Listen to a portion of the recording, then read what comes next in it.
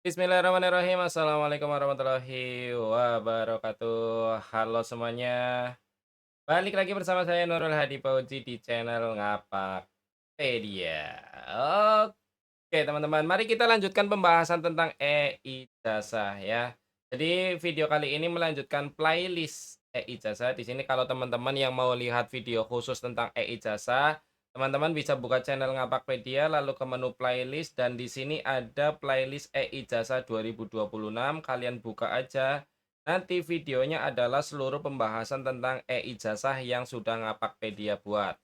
Dan ini tentunya akan terus update sesuai dengan video-video Ngapakpedia berkaitan dengan e-ijazah. Nah, biar tidak ketinggalan informasi juga di saluran WA, jangan lupa teman-teman follow saluran WA Ngapakpedia. Linknya ada di deskripsi video ini. Di sini kita sering share-share informasi yang Ngapakpedia tahu tentunya ya, teman-teman. Oke. Jadi sesuai judul video kali ini kita akan membahas menu-menu di web e-ijazah, teman-teman. Jadi sebelum teman-teman melanjutkan prosedur e-ijazah, kalian bisa mempelajari dulu menu-menunya. Ini untuk apa, mau seperti ini di mana, gitu ya. Tapi sebelum lanjut, saya ingatkan teman-teman nggak usah di-skip videonya, karena saya tidak akan menjelaskan bertele-tele. Saya to the point aja menggunakan bahasa operator tentunya ya, biar teman-teman itu mudah memahami, oke. Jadi ini adalah web e-ijazah, semua pengelolaan ijazah di sini yang dilakukan oleh operator ya. Yang pertama di sini ada nama operatornya di pojok kanan atas, kemudian ini untuk full screen seperti ini ya. Kalau kalian mau kerjaannya full screen gitu, untuk mengembalikan tekan ESC aja di keyboard. Kemudian di sini yang tanda pentung ini juga banyak yang kalian tidak paham atau abai ya. Di sini itu sumber, panduan. Ini panduan dashboard nomor ijazah, panduan manajemen ijazah, panduan portal nomor ijazah nih, ada tanggal terbitnya. Jadi yang terbaru adalah ada 3 ini. Silakan kalian bisa pelajari. Ini adalah panduan-panduan mengerjakan e-ijazah, ada di tanda pentung, ya. Itu yang di atas menu ini. Kita lanjut ke menu pertama, yaitu beranda. Nah, di beranda itu teman-teman nanti akan muncul operatornya, kemudian identitas sekolah dan kepala sekolahnya, termasuk jenis sekolahnya, status sekolah, kemudian alamat gitu ya. Lalu prosedur yang sudah kalian tempuh. Di sini saya masih di tahap DNS, walaupun sebenarnya saya sudah ke SPTJM nih, ya. SPTJM pengajuan ijazah masih menunggu persetujuan dari dinas. Kenapa ya di sini DNS-nya baru ke DNS? Karena saya itu belum upload foto ya. Jadi saya itu memilih, fotonya foto digital, jadi foto digital itu ada di DNS. Nanti saya jelaskan kenapa ini masih DNS aja, padahal saya sudah di tahap SPTJM gitu ya. Nah, ini menampilkan, beberapa hal yang sudah kita lakukan di sini, list pengguna ini login kapan gitu-gitu ya. Nah, seperti itu. Ini beranda aja ya. Kemudian ini ada menu profil, itu nanti ke data referensi. Nah, ini masuk ke data sekolah Anda ya. Kita kembali ke ijazah. Lalu menu yang kedua adalah daftar jadwal yang reguler. Jadi ini adalah patokan kalian mengerjakan e-ijazah, baik SMA, SMP, SD ya. Itu di sini dilihat perbaikan data kepala sekolah bisa dilakukan mulai tanggal 4 Mei untuk SMA, SMK. Kalau SD mungkin nanti tanggal 2 Juni ya. Dan ini tanggal selesai pengerjaannya ya. Kemudian ini keterangan sedang pelaksanaan ya, karena sudah tanggal 8 tentunya sudah proses di sini ya teman-teman, ini tanggal. Kemudian untuk menu susulan adalah harusnya berisi tanggal untuk susul ya, menampilkan daftar jadwal untuk setiap tahapan dalam pengelolaan data induk ijazah yang berupa susulan. Kalau ini kan kita masih reguler, masih berjalan gitu ya, masih kondisi awal gitu teman-teman. Ya intinya ini menu jadwal gitu ya. Kemudian selanjutnya ada menu yang ketiga yaitu pengaturan. Nah, inilah, langkah awal kalian mengerjakan biasanya setelah masuk tanggal mulai mengerjakan e-ijazah, yaitu mengecek nomenklatur. Nomenklatur adalah nama sekolah Anda harus dipastikan sesuai SK izin operasional. Kayak gini nih, misalnya nama sekolahnya SMK Islam Bina Nusantara Gumelar, tapi ternyata di SK cuma SMK Islam Bina Nusantara gitu ya, berarti kan tidak sesuai. Jadi harus diperbaiki di dinas. Kemudian di sini ada, nama pensil, ada pensil ya. Ini hanya untuk merubah ya teman-teman, kita misalnya klik, di sini hanya untuk merubah kapitalnya saja. Contoh, ini SMK Islam Bina Nusantara Gumelar. Misalnya saya ganti kapital semua. Jadi di sini bukan untuk merubah nama sekolah, tapi merubah penulisan hurufnya dari kecil ke besar atau terserah kalian pengaturannya seperti apa, koordinasi dengan dinas ya. Misalnya kita klik simpan, lihat ya, maka di sini akan berubah penulisannya ya. Penulisannya saja yang berubah. Nanti di ijazah pun akan tampil nama sekolahnya ya tulisannya besar.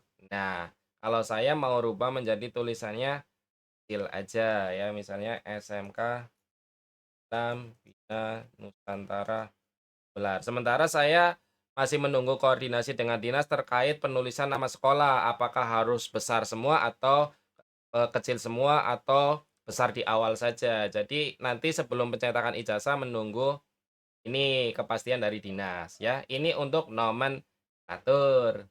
Kemudian ke menu kepala satuan pendidikan. Nah, di sini adalah data kepala sekolah Anda yang terdata aktif ya. Nah, di sini ada detail nama kepala sekolah. Kemudian kalau mau perbaikan gelar ada di sini ya, tanda pensil. Kita klik. Jadi ini untuk gelar depan, artinya gelar yang berada di depan nama ya. Kalau yang bawah gelar yang berada di belakang nama. Ya, jadi gelarnya nggak usah ini kan ada koma nih di bagian sini, ya. Ini komanya nggak usah ditulis di sini. Dia akan muncul otomatis kalau sudah punya gelar. Ya, jadi kita tulis gelarnya aja tanpa koma untuk di awalnya. Kecuali kalau SPD MPD ya diberi koma lagi M tik P tuh misalnya ya. Tapi kan saya cuma SPD aja. Nah, ini untuk gelar. Jadi semuanya harus diisi dulu kepala sekolahnya gelarnya apa gitu ya. Kemudian di sini ada aksi lainnya. Nah, status keaktifan perbaikan nama. Perbaikan nama juga sama. Jadi ini hanya untuk merubah apakah kapital semua atau kecil semua. Bukan memperbaiki nama ya, tapi hanya merubah penulisan besar dan kecil saja. Ya, jadi ini juga koordinasi dengan dinas ya. Apakah nama kepala sekolahnya bebas atau harus kapital semua atau tidak. Nah, ini identitas tentang kepala satuan pendidikan. Lalu menu yang ketiga yaitu metode pengesahan, kita klik. Nah, ini hal yang baru di tahun sebelumnya tidak ada, ini baru ada.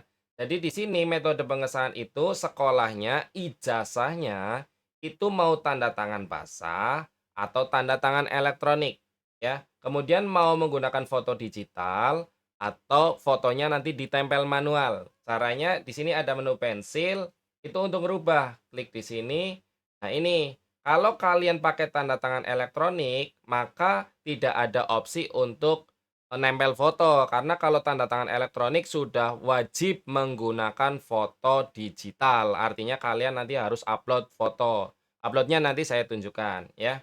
Kemudian kalau kalian memilih tanda tangan basah seperti saya, tanda tangan basah itu tanda tangan yang manual gitu ya. Jadi nanti dicetak ditandatangani secara manual, maka fotonya bisa memilih apakah nanti mau ditempel manual atau fotonya nanti kalian gunakan foto digital. Jadi nanti upload ya, di-upload itu lebih gampang dan lebih presisi gitu teman-teman. Jadi nggak takut fotonya lepas juga ya, jadi lebih aman. Kemudian nggak takut fotonya luntur juga gitu, karena sudah otomatis langsung dicetak dari e-ijazahnya. Nah, ini nanti tinggal klik ya, lalu simpan. Kalau saya sudah menentukan tanda tangan basah dan menggunakan foto digital. Jadi nanti tanda tangannya basah, seperti itu teman-teman ya. Oh ya, ada menu log data, di sini adalah data perubahan yang kalian lakukan di setiap menu. Kalau metode pengesahan, jadi kalau log data, di sini berisi, yang kalian lakukan, melakukan perubahan atau tidak, gitu teman-teman. Sini tuh ada perubahan-perubahan yang kalian lakukan. Nah, ini saya geser, nah ada keterangan jamnya. Tanggal sekian, jam sekian ngakses menu ini, tanggal sekian, jam sekian ngakses menu ini. Jadi kelihatan ya, kelihatan perubahannya dilakukan kapan gitu. Ini setiap menu ada log datanya. Kepala sekolah, nomenklatur, metode pengesahan, dan lain seterusnya berisi log data. Ya, begitu teman-teman. Oke. Nah, ini kita lanjut ke manajemen ijazah. Kalau sudah pengaturan sudah selesai semua, barulah kita masuk ke manajemen ijazah. Di sini ada menu relasi legalitas. Ini ada menu pertama yaitu daftar menumpang. Ini adalah sekolah yang belum terakreditasi, tapi sudah meluluskan siswa. Sehingga harus statusnya menumpang untuk e-ijazahnya agar ijazahnya diakui secara sah. Karena kalau sekolah belum terakreditasi ya belum punya hak untuk menerbitkan ijazah sendiri. Nih ya. Nah ini, ijazah hanya dapat diterbitkan oleh satuan pendidikan yang telah terakreditasi. Nah di kabupaten saya itu belum ada sekolah yang baru atau sekolah yang tidak terakreditasi itu tidak ada. Nih ya. Nah di sini jadi tidak ada yang menginduk ke saya gitu ya. Kemudian daftar induk juga di sini adalah kebalikannya yang tadi. Ini adalah sekolah-sekolah yang jadi indukan ya. Karena tidak ada yang menumpang maka di sini juga tidak ada sekolah yang ditumpangi seperti itu aja ya. Lanjut ke menu DNS. Nah, kita mulai membahas pengerjaan di DNS. Yang pertama menu residu, ini adalah untuk menampilkan siswa kita jika masuk residu. Residu yang pertama adalah validitas utama. Nah, di sini saya itu siswanya tidak ada yang residu validitas utama, yaitu NISN, NIK, identitas, rombel, dan pemeriksaan kelulusan. Kalau semua komponen ini valid, maka siswa saya tidak akan muncul di sini, ya. Karena semua siswa saya valid, ya. Tapi kalau ada yang tidak valid atau residu di antara poin-poin ini, maka akan muncul di sini. Jadi, kalian sebagai operator harus cek di sini apakah ada residu atau tidak. Misalnya NISN-nya ada yang bermasalah atau tidak. Nanti kan harus diperbaiki di Perval PD. Nah, kemudian untuk validasi opsional ini abaikan kalau saya ya. Karena di sini itu tidak mempengaruhi status DNS. Opsional ini yaitu tentang rekam didik, e-rapot, dan ijazah. Artinya rekam didiknya ada atau tidak 5 semester terakhir, pakai e-rapot atau tidak. Nah, saya kan nggak pakai e-rapot, jadi nggak ada keterisian data e-rapot. Jadi nggak ngaruh terhadap status DNS ya. Ini hanya untuk tambahan saja. Kemudian ijazah, ijazah keterisian data ijazah dari jenjang pendidikan sebelumnya kecuali SD. Jadi data ijazah SMP-nya diinput atau tidak. Nah, saya kan nggak input karena kan inputan data ijazah di lulusan itu kan kalau nggak salah baru tahun kemarin ya, sedangkan tahun kemarin anak ini sudah di SMK gitu. Jadi di SMP-nya ya jelas nggak ada inputan ijazah. Jadi ini tanda pentung nggak masalah ya, jadi tidak mempengaruhi PNS. Kalau yang pakai e-rapot dan semester ganjilnya terdata ya nanti berarti di sini mungkin centang hijau seperti ini rekam didiknya gitu teman-teman ya. Itu validasi opsional jadi tidak terlalu masalah apa-apa, hanya untuk data saja. Kemudian kita ke menu kedua valid DNS. Nah, di sini akan menampilkan, daftar siswa yang sudah valid dan sudah konfirmasi data. Seperti sebelumnya saya sudah upload video tentang cara konfirmasi ini ya, data ijazah. Jadi setiap siswa itu harus konfirmasi ijazah, maka akan muncul di sini konfirmasi data. Kalau yang sudah konfirmasi akan centang hijau. Nah, kalau yang belum konfirmasi silang merah seperti ini, tapi ini hanya untuk contoh. Kemudian yang kedua, tadi sudah saya sampaikan di awal, sekolah saya itu di pengaturannya, di metode pengesahan kan upload foto. Nah, ini contoh, sengaja saya contohkan ya. Si Andra ini sudah upload foto, maka di sini centang hijau. Kalau yang belum foto, maka di sini silang merah. Makanya di sini di beranda, ya di beranda saya tadi masih DNS karena DNS-nya itu saya belum selesai, yaitu belum upload foto semuanya. Nah, di sini ada menu untuk unggah fotonya satu-satu atau unggah fotonya kolektif, ya. Kalau mau unggah foto satu-satu pakai yang ini nih. Jadi Alan unggah foto, klik gitu ya, klik unggah. Nah, nanti tinggal cari fotonya, ya. Ukurannya 3x4 gitu ya. Kemudian fotonya harusnya seperti apa, Bang? Nah, untuk foto di sini ada panduannya nih, ada panduan bebas. Kalau saya ngikutin ini di sini nggak pakai. Di sini cuma pakai dasi, ya seperti ini aja intinya tegar. Terus di sini foto berukuran 3x4, jelas, tampak muka dan pencahayaan cukup. Jadi yang penting mukanya kelihatan gitu ya. Kemudian tidak ada ketentuan khusus terkait warna foto maupun latar belakang. Jadi latar belakang kalian Mau warna biru, merah, kuning, hitam, putih, terserah, nggak ada ketentuan, termasuk pakai jas atau tidak juga di sini tidak ada ketentuan. Tapi saya ngikutin contoh ini aja ya. Jadi pakai OSIS aja berdasi, ya udah ngikutin ini kalau saya gitu, karena upload foto ya. Dan yang penting ukurannya 3 kali 4. Seperti itu ya. Kemudian kalau misalnya mau unggah foto kolektif juga bisa, kalian klik unggah foto kolektif. Nah, di sini lihat panduan sama untuk jenis fotonya. Pilih tahun ajaran lalu unggah beberapa foto sekaligus. Pastikan nama file menggunakan format nisn.png atau nisn.jpg agar foto dapat dipasang secara otomatis. Jadi, nanti itu kalian pilih tahun ajaran ini, lalu ini pilih fotonya ya. Pilih foto. Nah, ini tuh namanya harus nisn.jpg gitu ya. Jadi nisn anak ini ya. Kalau kalau yang siswanya banyak mending kolektif ya. Jadi fotonya di-rename dulu gitu, di-rename dulu pakai nisn, lalu titik .jpg atau titik .png, kemudian baru di-upload sekaligus. Nah, nanti akan muncul status nisn diketahui atau foto diganti atau apa gitu ya. Kemudian kalau misalnya salah upload foto, contoh nih, udah upload foto, kita klik foto lagi, unggah lagi. Nah ini, ya kalian bisa ubah foto gitu ya. Oh ini salah foto nih, salah anak gitu ya. Nah kalian bisa ubah foto. Kemudian di sini juga bisa lihat profil peserta didik, kemudian aksi lainnya di sini hapus foto juga ada. Jadi kalian mau menghapus foto atau mengganti foto, nah, di menu ENS. Nah, galeri fotonya juga bisa dilihat di sini di menu galeri foto. Nah, di sini ada, nah saya sudah upload 2 nih untuk contoh ya, ada Mas Andre dan Mas Willy. Di sini siswa saya 27 yang lulus, yang sudah unggah 2, yang belum 25. Nanti yang 25 saya upload di konten unggah foto sekaligus gitu, rencananya seperti itu teman-teman ya. Ini hanya untuk contoh saja, setidaknya ada sampel-sampel setiap pembahasan menu, ya.